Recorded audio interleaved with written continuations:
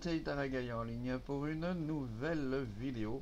Cette fois-ci, on va parler ensemble de l'égalité des sexes.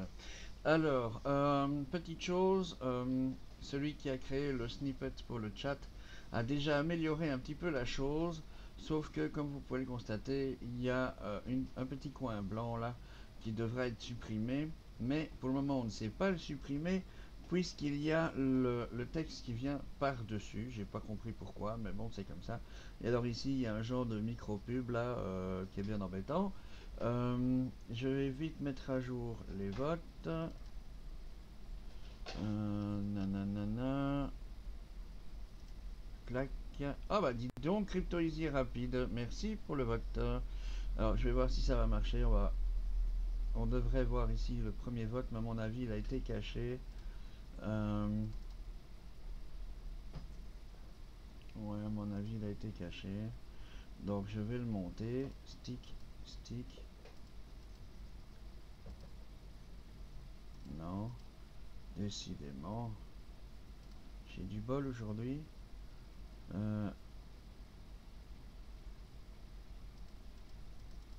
Ouais. Donc il est là, mais il faut le recharger. Reload. C'est tout cassé. C'est tout cassé. Bon, bref, anyway. Donc on verra plus les votes aujourd'hui. Je vais le cacher, spoof, comme ça. Sinon, il y a cet horrible truc là. Et on va rester seulement sur le chat. Donc je compte sur vous pour, à partir de maintenant, interagir sur ce que vous pensez de ce que je vais dire. Ça va pas forcément être gentil. Pourquoi? Donc, pendant ce temps, je vais jouer à mon jeu là. Comme ça, j'ouvre mes neurones, hein, comme d'habitude. Et je m'occupe de vous dans l'immédiat. Alors, la première chose à dire. L'égalité des sexes, pour moi, c'est tout sauf une réalité. C'est quelque chose de mythique qui ne peut en aucun cas être considéré comme une réalité, en tout cas d'après moi. Pourquoi? Parce qu'on a été créé de façon à ce qu'on soit complémentaire et pas égal. Et je pense que chercher à être égal, ça va rien apporter de bon. Ça va faire de la jalousie, ça va faire des erreurs absolument catastrophiques au niveau des répercussions, ça va foutre en l'air la famille, ça va faire plein de choses. Je veux pas dire par là que les femmes sont censées être dans la cuisine et les hommes au boulot. Je veux pas dire ça.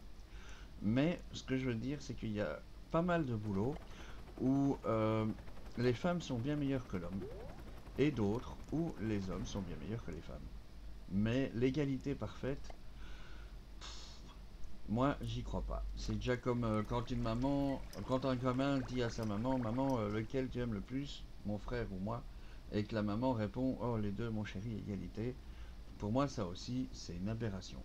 Il y a plein de processus qui font que l'égalité, ça n'existe pas. Et donc forcément, il y a des, comment dirais-je, des sentiments qui passent, des faits qui passent, qui font que on n'est pas égal, c'est tout. J'ai pas dit que l'homme était meilleur, j'ai pas dit que la femme était pire, j'ai pas dit l'inverse non plus, que la femme est meilleure et que l'homme est pire. Ça dépend dans quel domaine on rentre, ça dépend de quel domaine on parle. Voilà, ça c'est ce que j'ai envie de dire sur l'égalité des sexes. Par exemple, allez, on va prendre des exemples. Un ouvrier est payé X pour faire de l'utilisation de sa force physique pour déplacer les matériaux nécessaires au chantier. D'accord? A priori, c'est un boulot que tout le monde peut faire. Mais la femme, vous m'excuserez, elle n'aura pas le même rendement que l'homme. Parce que son corps ne le permet pas. Hein. À masse identique, à force identique, la femme va pas soulever aussi fort, aussi costaud. Donc je ne trouve pas que le salaire doit être identique. D'un autre côté, pour tout ce qui est, on va dire, cueillette, par exemple, je peux vous assurer qu'un homme sera moins bon qu'une femme. Parce que physiologiquement, à l'intérieur, physiquement, c'est codé, on ne regarde pas les choses de la même façon qu'on soit un homme ou une femme. La femme est plutôt la cueilleuse et l'homme est plutôt le chasseur. Et ça date depuis la naissance de l'homme. Hein. du temps où on était encore dans les cavernes. Et ça se remarque assez facilement, c'est un exemple assez facile à donner. Euh, Combien de fois, mesdames, avez-vous eu votre compagnon qui dit: Chérie, viens m'aider, au secours, je trouve pas ma cravate, j'en ai besoin pour aller au bureau. Vous allez exactement là où il se trouve, devant l'armoire où il se trouve, et vous la voyez immédiatement alors que lui ne la voit pas. C'est pas qu'il est aveugle, hein, c'est que ses yeux sont plus basés sur le mouvement que sur le truc fixe. Donc lui, c'est plus un chasseur. Et vous êtes plus une cueilleuse, c'est-à-dire que le petit fruit caché là, vous allez le repérer bien plus que nous. Tiens, pourquoi j'ai un service unavailable là-haut? Décidément, je sais pas ce qui se passe avec les widgets, mais il pose problème. Euh, Déjà, je vais passer ici en mode full écran. Tac.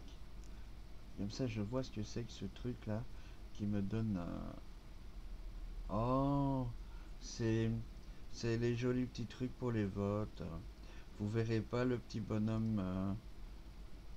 Vous verrez pas le petit bonhomme aujourd'hui qui vient faire agiter ses petits billets. C'est pas grave. Je vais quand même laisser le service unavailable. Non, je vais l'effacer comme les petits votes là. Bim, good money. Au revoir. Il n'y a plus. Voilà, comme ça nous pollue pas l'écran pour rien.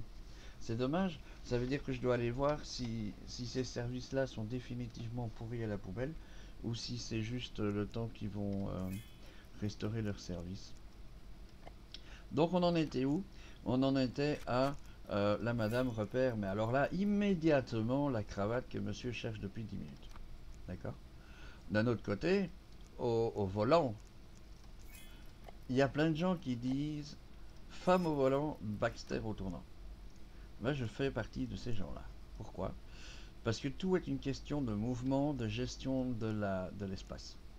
Et ça, mesdames, j'ai pas dit que vous étiez mauvaise, mais les hommes sont meilleurs. De nouveau, pour le côté chasseur.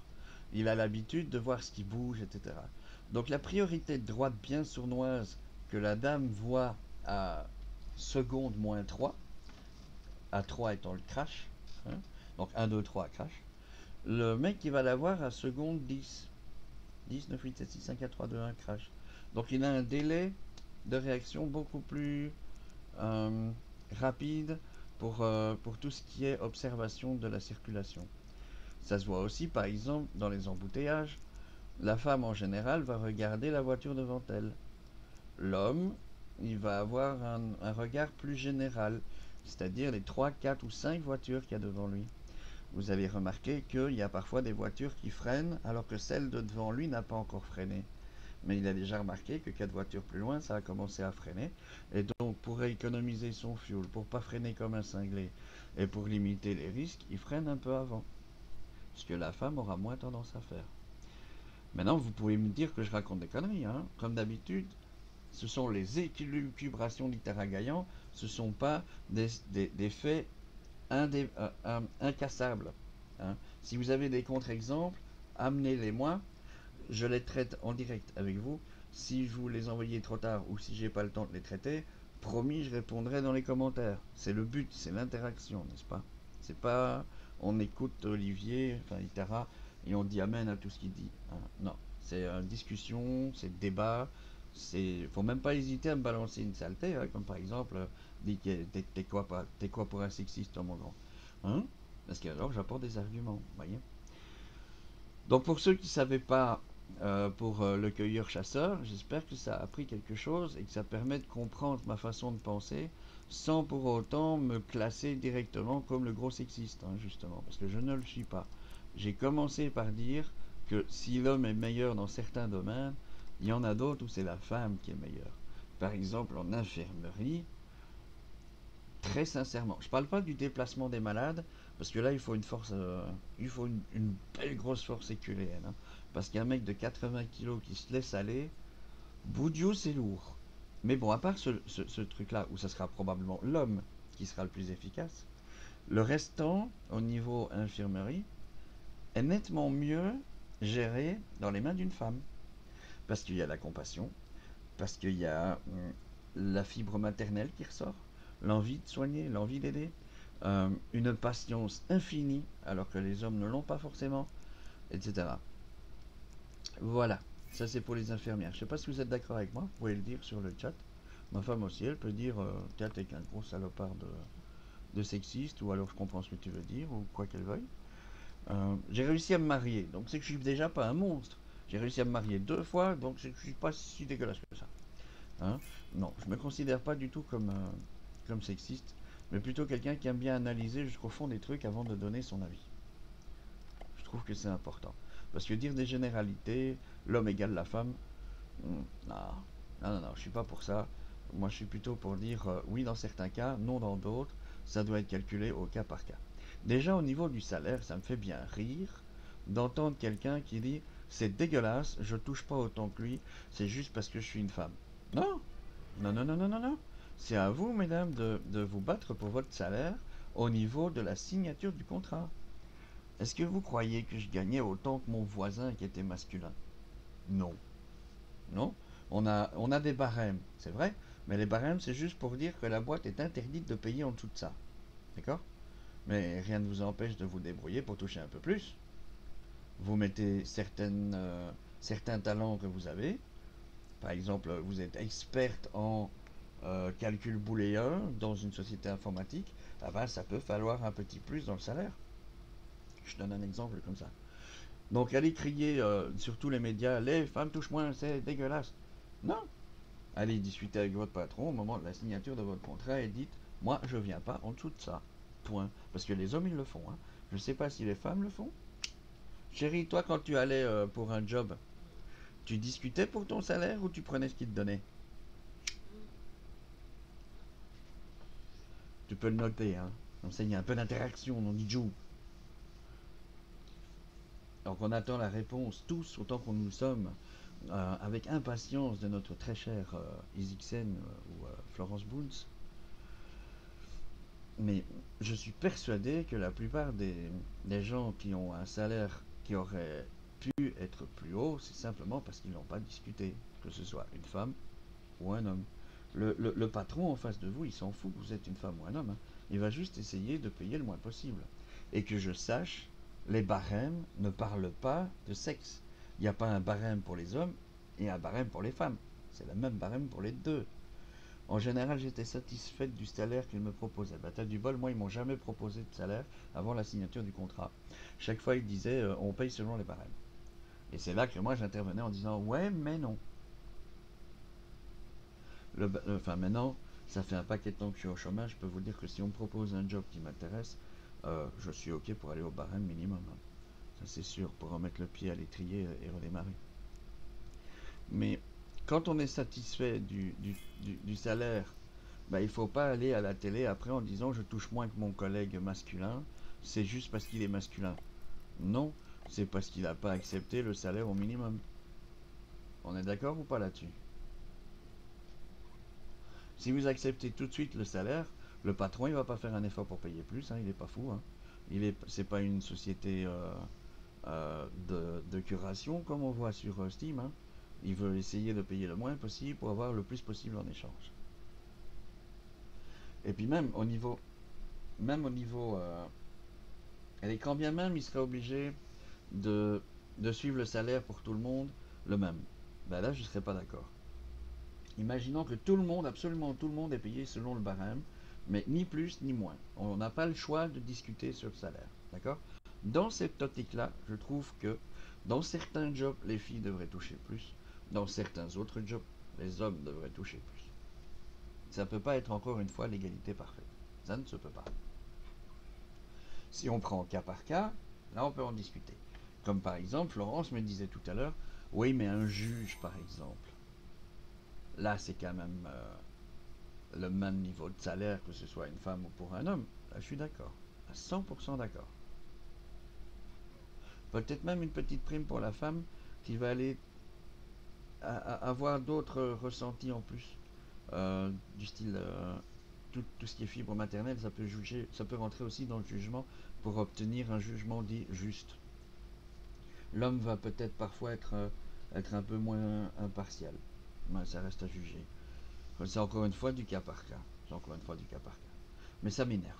Depuis le temps qu'on voit à la télé ces féministes qui disent la femme doit gagner autant que l'homme. Bah, battez-vous pour ça, hein. Ça sert à rien de faire un débat télévisé. Ou alors prouvez-moi, montrez-moi une ligne dans les codes de loi qui dit que le barème de la femme n'est pas le même que le barème de l'homme. Que le barème de l'homme. D'après toi, fille qui a travaillé dans les secrétariats sociaux, les barèmes sont identiques selon le sexe ou pas? J'étais pas au secrétaire social, j'étais en allocation familiale. Ouais, mais t'avais des collègues qui? T'avais peut-être l'info. Non, mais sur les fiches de salaire, c'est quand même précisé si t'es homme ou femme, donc c'est qu'il y a quand même un impact. Ben, disons, je vais aller vérifier. Bougez pas les gens, je vais ouvrir Internet Explorer de mon côté. Barème salariaux hommes-femmes. En 2012, les femmes gagnaient en moyenne 241 euros. L'écrit, l'écart des salaires, on parle pas des barèmes, non du tout. Mais des trucs sur internet, vous en voyez plein, hein. Égalité femmes-hommes, inégalité, pas content, pas content. Euh, mais ils parlent pas des barèmes. Chérie, si jamais tu as envie de chercher pour les barèmes, je veux bien. Barèmes salariaux, Belgique. Voilà. On prend au hasard salaire minimum par sous-commission paritaire, hein, au hasard. Base de données des salaires minimums.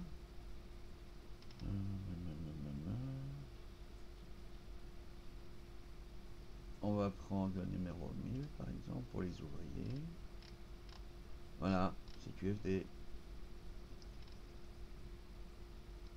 Il parle d'âge, il parle d'heure, mais nulle part il y a marqué homme ou femme. Nulle part.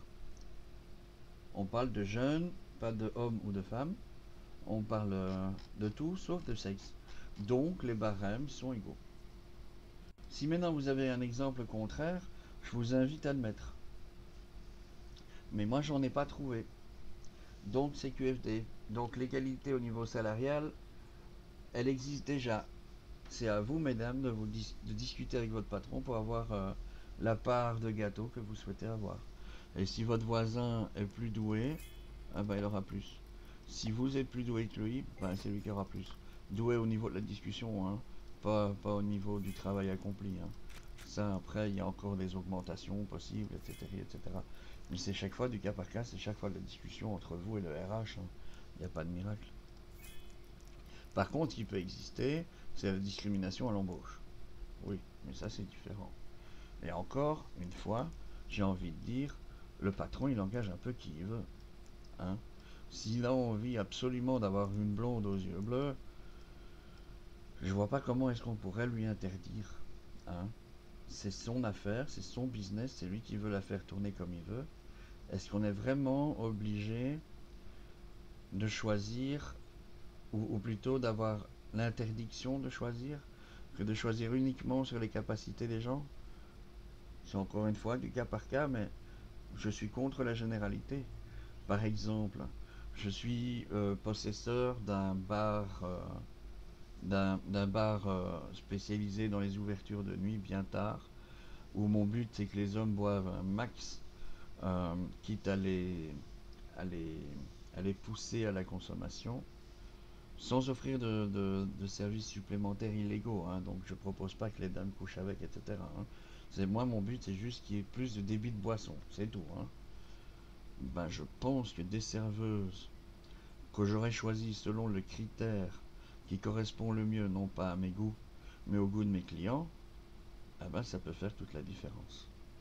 Si je suis dans un quartier avec une clientèle majoritairement étrangère, par exemple, ben, je pourrais choisir des serveuses qui correspondent plutôt à leur goût. Si je suis au centre-ville, je vais peut-être prendre plutôt du style des petites blondes, hein. Mais pourquoi est-ce que l'État viendrait dire non, non, non, non, non, s'il y a Madame Intel qui a les mêmes capacités que Madame Intel, tu dois la prendre, quel que soit son physique. Bah non, je suis pas d'accord. Si mes clients sont servis par des gens qui font peur, vous croyez qu'ils vont rester? Je suis pas sûr. Donc vous voyez, c'est un exemple où tout dépend de l'activité que vous faites. Si c'est une activité derrière un bureau, sans aucun contact avec la clientèle, bien sûr que là, on peut dire qu'on peut prendre absolument n'importe qui, que la seule chose qui compte, c'est le CV. Mais si le téléphone rentre en compte, est-ce qu'on va prendre quelqu'un avec une voix suave ou avec une voix qui fait peur? Si on est derrière un guichet, c'est physique attrayant ou physique repoussant? C'est pas si facile, hein? Et vous pouvez ruiner une affaire, hein, comme ça. En forçant quelqu'un, un patron, à engager quelqu'un qui est absolument effrayant. Hein, moi-même, je suis pas beau, je suis handicapé, ça se voit. Donc, je prêche contre ma chapelle, quelque part. Mais je peux comprendre le patron qui va se dire, oui, mais il faut que quand les personnes rentrent, elles aient envie de parler à la réceptionniste ou au réceptionniste, parce qu'il y en a aussi des mâles, qui sont en général aussi de beaux gosses, et pas souvent des, des E.T. comme ça. Hein. Hein. Pourquoi? Parce que ça engage le client. Ça lui donne envie d'aller plus loin, ça lui donne envie de discuter, ça lui donne envie d'acheter le produit pour finir. Ben, ça, c'est mon avis personnel. Tu trouves ça idiot ou pas, Flo? Non, c'est logique. Ça me paraît logique. Alors, tous ces trucs, la égalité des chances, que ce soit pour la race, l'origine, le sexe ou le physique, moi, j'arrive pas à être pour. Non, j'y arrive pas.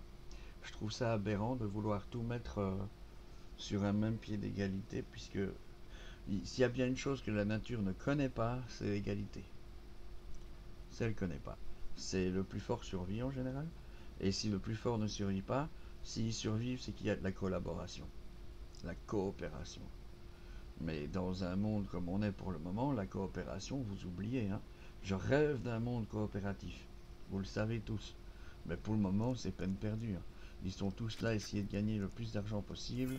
Et si ça écrase le voisin, tant pis. Voire même tant mieux, parce qu'une fois qu'il est écrasé, on doit faire moins d'efforts pour attirer le client. Hein. S'il y a 50 concurrents, il faut plus taper dans les marges que si on est le seul sur le marché. Donc la concurrence, elle est reine pour le moment. Et la concurrence, ça fait aussi partie du personnel. Vous êtes en concurrence avec d'autres personnes. Voilà. Et c'est à vous de réussir à percer. Mais c'est au cas par cas, c'est pas en généralité. C'est dommage qu'il n'y a personne de nouveau. D'autres exemples où l'inégalité est flagrante. Hein, on va un peu chercher. Dans le codage informatique, ça marche pas. Là, on est d'accord. C'est vraiment le cerveau qui compte et pas s'il y a une paire de seins ou pas. Ni pour le physique. Chauffeur de taxi. Ah bah là, c'est un cas assez spécial où tous les cas sont permis. En général, celui qui prend un taxi, je pense pas qu'il va faire gaffe à qui est le chauffeur. Il va peut-être être un peu moins rassuré dans certains cas, et il va peut-être être un peu aguiché dans d'autres cas. Ouais. Mais au niveau de la défense du chauffeur, ce sera plus facile à baraquer de se défendre contre une agression qu'une petite dame de 38 kilos. Ça aussi, il faut prendre en compte, je pense. Mais là, c'est encore un job spécial, parce qu'en général, c'est des indépendants. Hein. Si c'est pas des indépendants, ça devient rare. Mon père a travaillé beaucoup dans ce domaine-là. En général, il y a un patron avec des voitures, et puis il y a tout un tas d'indépendants qui viennent louer les voitures, quoi. Et après, ils font leur clientèle. Donc, femmes, hommes, étrangers, pas étrangers, le coup de téléphone, mon père envoyait au taxi le plus proche. Donc là, il n'y avait pas de discrimination possible. Sauf pour les habitués. Par exemple, il y a quelqu'un qui peut appeler, je veux absolument Georgette comme chauffeur, point barre. Là, évidemment, le client est roi. Et donc, il envoie, quitte à dire, il n'arrivera que dans 20 minutes parce qu'il est déjà en course. Mais si le client est d'accord pour accepter ça et qu'il exige tel ou tel chauffeur, qui sommes-nous pour lui interdire? L'égalité, ça n'existe pas. Alors, l'égalité des sexes, ça me fait bien rire. Voilà, ça c'est les 30 minutes d'Itara Gaillan sur l'égalité des sexes. On aurait pu parler encore beaucoup plus longtemps s'il y avait eu un petit peu d'échange. On va essayer d'avoir plus de chance la prochaine fois. Pendant ce temps, moi je vais continuer à jouer à mon petit jeu. Je vous invite d'ailleurs à y aller. C'est Steam Mafia, facile à trouver sur internet. Sinon vous allez sur Steemit ou sur Buzy et vous cherchez steam.mafia et vous le trouverez immédiatement. C'est tout nouveau, ça vient de sortir.